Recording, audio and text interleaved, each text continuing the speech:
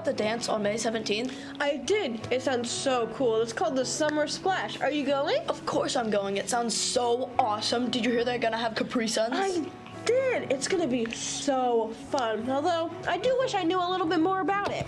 I can tell you more about the dance. The Summer Splash is going to take place on May 17th from 6 to 8 p.m. On the day of the dance, we'll be having a pre-sale of tickets during both lunches. If you buy your pass during lunch, you will only need to pay $2. However, if you show up at the dance without buying a pass first, it will be $3 at the door.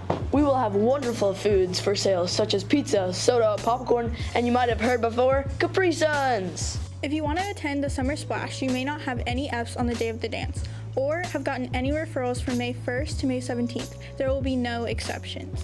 So wear your sundresses and swim trunks or whatever makes you comfortable and come on down to the Summer Splash.